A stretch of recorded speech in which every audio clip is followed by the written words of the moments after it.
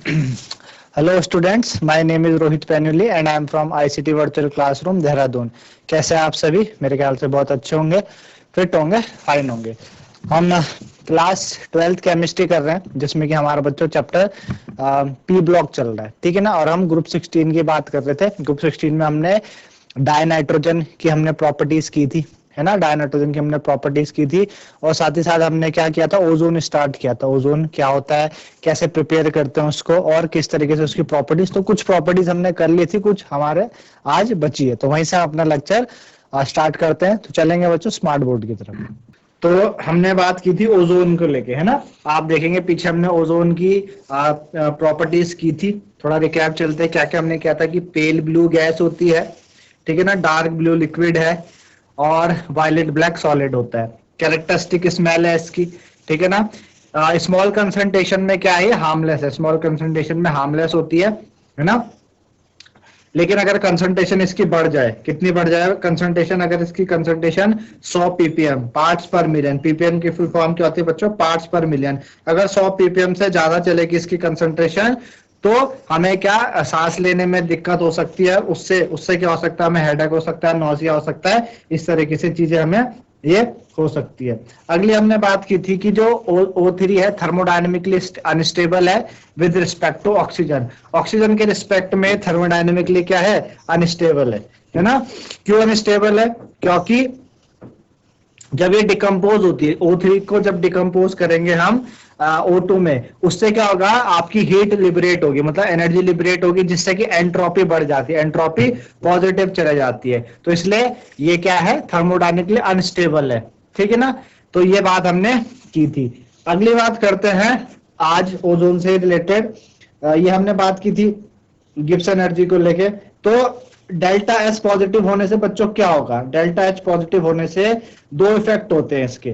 पहला कि these two effect reinforce each other. ये जो दो इफेक्ट है कौन कौन से, एक तो हीट निकलने से डेल्टा एच मतलब हीट निकली तो डेल्टा एच नेगेटिव चले गया, एंट्रोपी पॉजिटिव हो गई।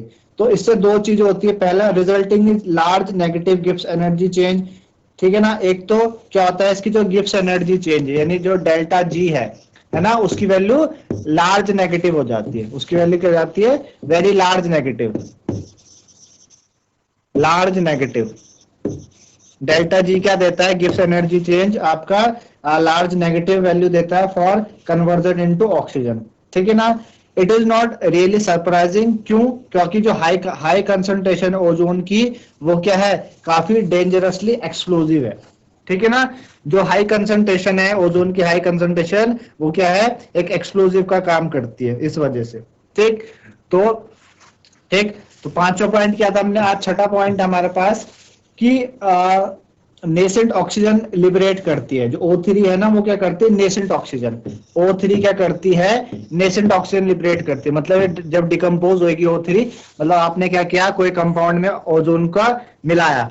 तो जब कंपाउंड में आप ओजोन को मिलाओगे तो वो क्या होगी, डिकम्पोज होगी। किसमें डिकम्पोज होगी, ऑक्सीजन में प्लस नेसेंट ऑक्सीजन। इसको कहते हैं नेसेंट ऑक्सीजन। ये क्या है बच्चों, नेसेंट ऑक्सीजन है। तो नेसेंट ऑक्सीजन क्या करती है, नेसेंट ऑक्सीजन ही रिस्पॉन्सिबल है इसके ऑक्सीडाइजिंग एजेंट होने के लिए। तो O3 क्या है बच्चों, एक पावरफुल ऑक्सीडाइजिंग एजेंट है। O3 क्या है, एक पावरफुल ऑक्सीडाइजिंग एजेंट होता है, powerful oxidising agent. O3 is powerful oxidising agent. क्यों? अगर आपसे पूछे कि why O3 is powerful oxidising agent, तो आपने बोलना है due to the liberation of nascent oxygen. क्यों है ये powerful oxidising agent, due to the liberation of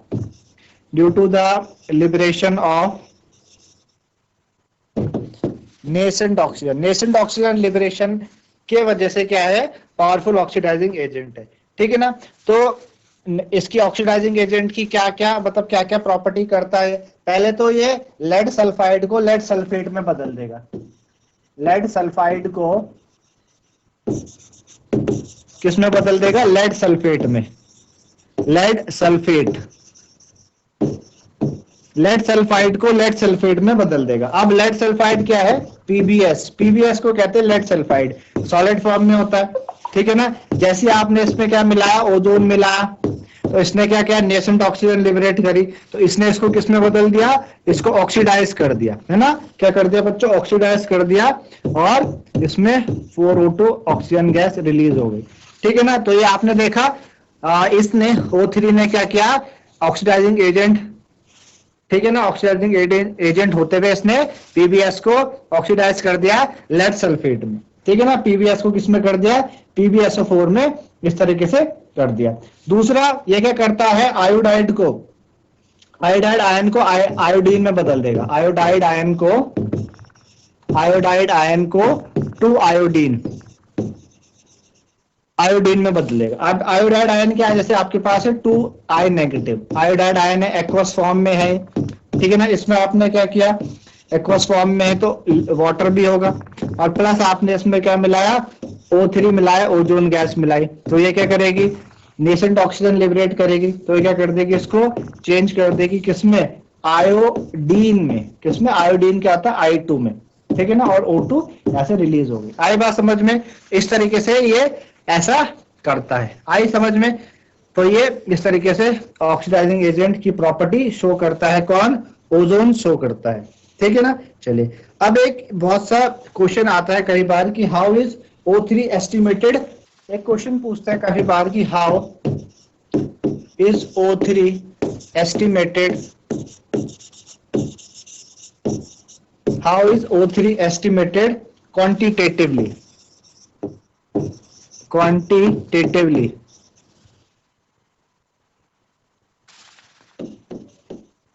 O3 को क्वांटिटेटिवली कैसे एस्टिमेट किया जाए, O3 को क्वांटिटेटिवली कैसे एस्टिमेट किया जाए। तो इसका आंसर हमें क्या लिखना होता है कि जो आपका ओजोन है, जब ओजोन क्या करेगी, रिएक्ट करेगी एक्सेस पोटेशियम आयोडाइड सॉल्यूशन के साथ, है ना, एक्सेस पोटेशियम आयोडाइड, ओजोन ने क्या किया, एक्सेस पोटेशियम आयोडाइड क्या हुआ, Ki, और ये किस में होना चाहिए, एक्सेस में। जब O3 एक्सेस पोटेशियम आयोडाइड के साथ क्या करती है, रिएक्ट करती है, तो ये क्या बनाती है, एक बोरेट बफर बनाती है, क्या बनाती है, बोरेट बफर, ठीक है ना, बोरेट बफर बनाती है, तो आयोडीन यहां से लिबरेट होता है, यहां से क्या निकलता है बच्चों, आयोडीन निकलता है, आयोडीन लिबरेट होता है, क्या निकलेगा, आयोडीन लिबरेट होता है, आयोडीन क्या होगा, यहां से लिबरेट होगा, ठीक है ना, आयोडीन निकलेगा, ठीक। आपको पता है अभी कि जो O3 है वो क्या करते हैं, आयोडाइड आयन को आयोडीन में बदलती है। भाई आयोडाइड आयन तो यहाँ से ये Ki कैसे बना, K+I नेगेटिव से बना, तो यहाँ से जो आयोडाइड आयन है I नेगेटिव, उसको किसमें चेंज कर दिया, इस O3 ने आयोडीन में चेंज कर दिया, तो आयोडीन लिबरेट होती है, ठीक है ना, विच can be titrated against standard solution of sodium thiosulphate, जिसको कि हम क्या करते हैं, टाइट्रेट करते हैं, इसको हम क्या करते हैं बच्चों, इसकी टाइट्रेशन करते हैं किसके साथ, standard solution of sodium thiosulphate, standard solution of sodium thiosulphate,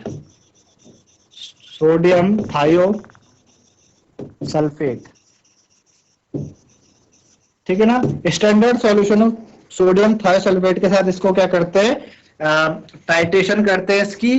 तो ये क्या है, आपका क्वांटिटेटिव मेथड है एस्टिमेशन ऑफ O3 के लिए, ठीक है ना। अगर आपसे पूछते हैं कि how is O3 estimated quantitatively, आपने क्या लिखना है, आपने लिखना है कि when ozone react with an excess of potassium iodide solution buffered with a borate buffer, जिसका pH 9.2 के आसपास हमने रखना है, iodine is liberated which can be titrated against standard solution of sodium thiosulphate, this is the quantitative method for estimation of O3, ठीक है ना।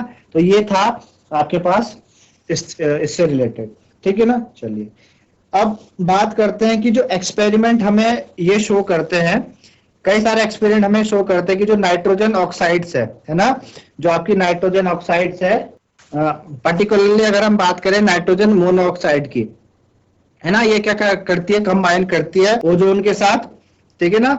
और यहाँ पे एक पॉसिबिलिटी बनती है कि that nitrogen oxide emitted from the exhaust system of supersonic jet aeroplanes might be slowly depleting the concentration of ozone layer the upper atmosphere, है ना। भाई अब नाइट्रोजन ऑक्साइड है हमारे पास क्या है, नाइट्रोजन ऑक्साइड है, NO, नाइट्रोजन मोनोऑक्साइड है, गैसेस फॉर्म में है ना, गैसेस फॉर्म में नाइट्रोजन मोनोऑक्साइड होती है। जब ये क्या करेगी, कंबाइन करती है O3 के साथ, ओजोन के साथ क्या करती है, रिएक्ट करती है, ओजोन के साथ रिएक्ट करती है, तो क्या बनाती है, नाइट्रोजन ऑक्साइड बनाती है, NO2 बनाएगी। ठीक है ना, क्या बनाएगी, NO2 बनाएगी, नाइट्रोजन ऑक्साइड बनाएगी। ठीक है ना। तो क्या होती है पॉसिबिलिटी कि जो नाइट्रोजन ऑक्साइड ये बना, ये कहां से निकलती है, exhaust system of supersonic jet aeroplane. कहां से निकलेगी ये, exhaust system of supersonic jet aeroplane.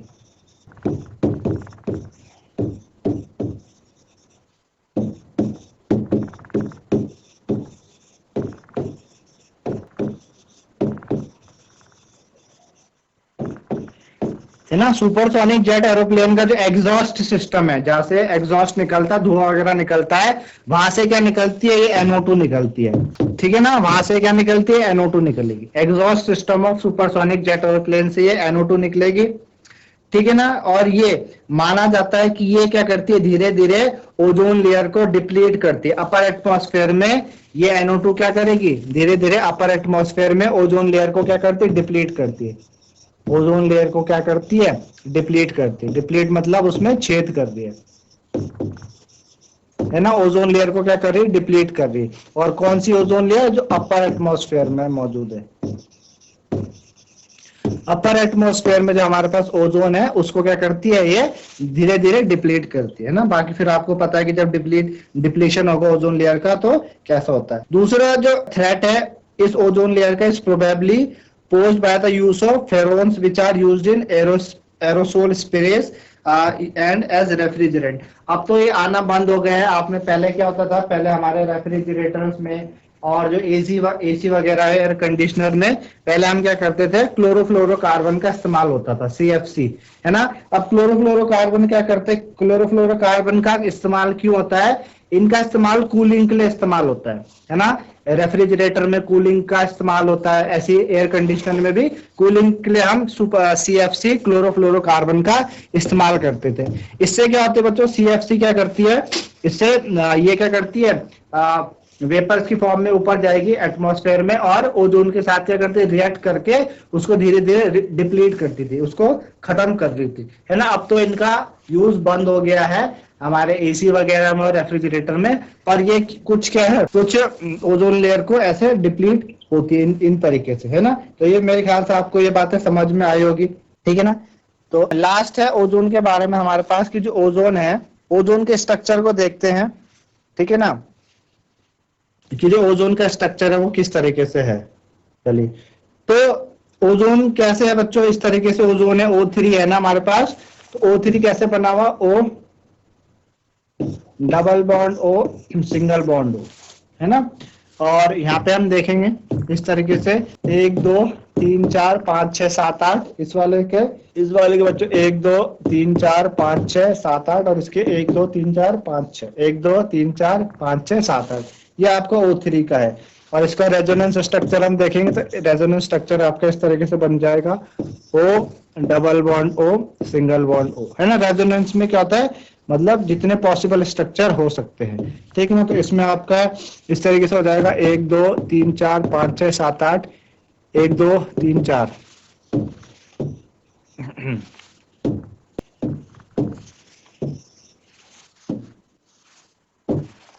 1 2 3 4 5 6 7 8, 1 2 3 4, 1 2 3 4 5 6 7 8, ये आपका ओजोन का रेजोनेंस स्ट्रक्चर है। ठीक, तो यहाँ पे दो oxygen bond length ozone molecule में आइडेंटिकल है।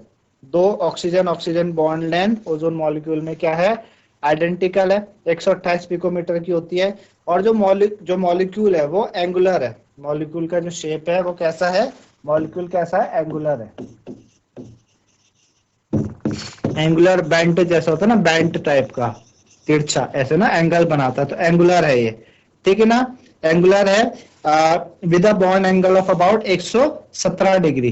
ठीक है ना। और it is a resonance hybrid of two form, दो फॉर्म में रेजोनेंस हाइब्रिड दिखाता है, इस तरीके से और इस तरीके से। मतलब पहली फॉर्म ये हो गई तो दूसरी फॉर्म ये हो गई, है ना। दो रेजोनेंस हाइब्रिड आपका ये दिखाता है। तो ये आपका क्या है, ओजोन का क्या है, ओजोन का इस तरीके से ये है।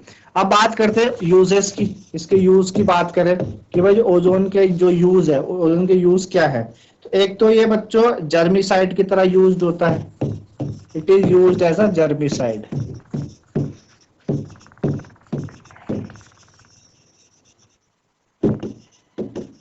ठीक है ना, एक जर्मिसाइड की तरह यूज होता है, ठीक है ना। और डिसइंफेक्टेंट की तरह होता है for sterilising water, it is used as disinfectant.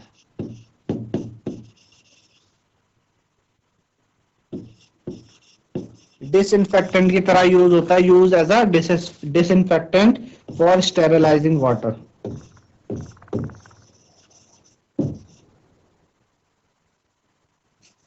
ठीक है ना, एक तो डिसइंफेक्टेंट की तरह यूज होता है, पहला जर्मिसाइड की तरह यूज होता है, दूसरा डिसइंफेक्टेंट की तरह यूज होता है, दूसरा क्या होता है, एंड फॉर स्टेरिलाइजिंग वाटर, है ना।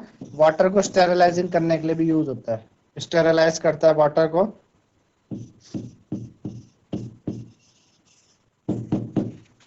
स्टेरिलाइजिंग वाटर, ठीक है, एक यूज इसका ये है। दूसरा ये आपका कहाँ यूज होता है, ये ब्लीचिंग में भी इस्तेमाल होता है, it is used for bleaching. ठीक है ना, ब्लीचिंग में इस्तेमाल होता है। ब्लीचिंग किसको, यूज फॉर ब्लीचिंग ऑयल्स, ठीक है ना, आइवरी ऑयल्स हो गया, आइवरी हो गया, ठीक है ना, फ्लोर हो गया, स्टार्च हो गया,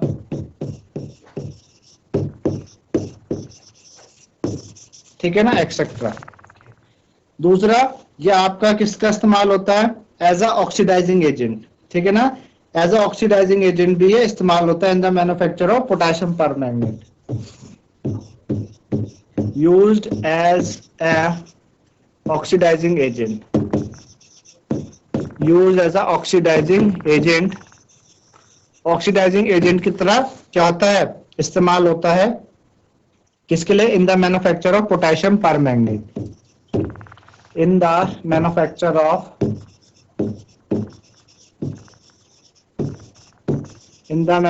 of potassium permanganate,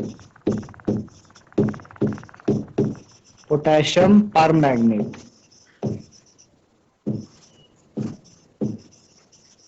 ठीक है ना, पोटेशियम परमैंगनेट के मैन्युफैक्चर में भी इस्तेमाल होता है। ठीक, तो ये यूजेस थे इसके क्या क्या, एक तो जर्मिसाइड की तरह यूज होता है, जर्म को मारने का इस्तेमाल करता है, डिसइंफेक्टेंट है ना, इन्फेक्टेंट को खत्म करने के, वाटर को स्टेरिलाइज करने के काम आता है, ठीक है ना। अगला क्या है, अगला क्या है, ये आपका ऑयल्स को, आइवरी को, फ्लोर और स्टार्च को ब्लीच करने के इस्तेमाल आता है, और ऑक्सीडाइजिंग एजेंट की तरह इस्तेमाल होता है। मैंने ऊपर बताया था कि ये अच्छा पावरफुल ऑक्सीडाइजिंग एजेंट है नेसेंट ऑक्सीजन के लिबरेशन के कारण।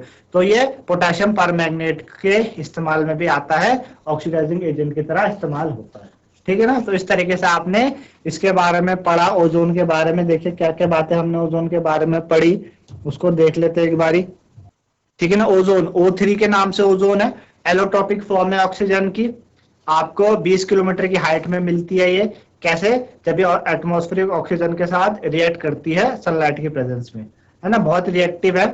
To remain for long in atmosphere at sea level.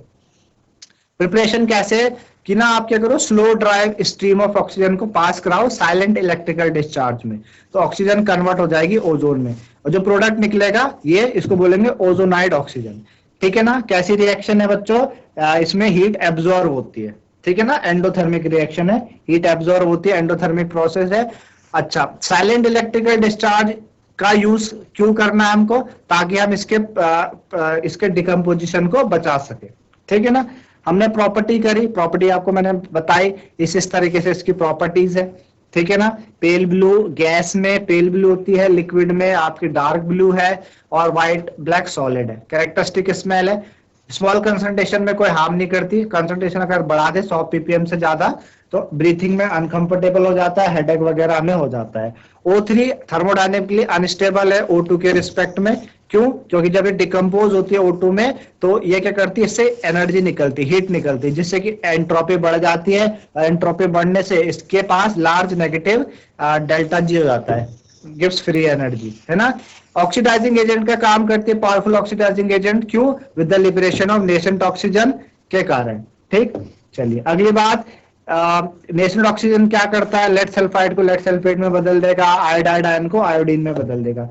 कैसे? हम O3 को क्वांटिटेटिवली भी एस्टिमेट करते हैं कि उसको एक्सेस पोटेशियम आयोडाइड के साथ कराओ, I2 लिबरेट होती है, उसको टाइट्रेट कराते हैं standard solution of sodium thiosulphate के साथ, ये इसका एस्टिमेटेड है। अगली बात कि O3 जब NO के साथ रिएक्ट करती है तो NO2 बनाती है, जो कहां से निकलती है, सुपरसोनिक जेट एरोप्लेन के एग्जॉस्ट से निकलती है, जो धीरे धीरे क्या करती है, अपर एटमॉस्फेयर में मौजूद ओजोन लेयर को डिप्लीट करती है, जिससे कि ओजोन को क्या खतरा है। और फिर हमने रेजोनेंस स्ट्रक्चर देखा और उसके यूज देखे, तो मेरे ख्याल से आपको ये बातें समझ में आई होंगी। तो इस तरीके से बच्चों आपको मेरे ख्याल से ये बातें समझ में आई होंगी ओजोन से रिलेटेड, है ना। तो आज के लिए इतना ही, धन्यवाद, हैव अ नाइस डे।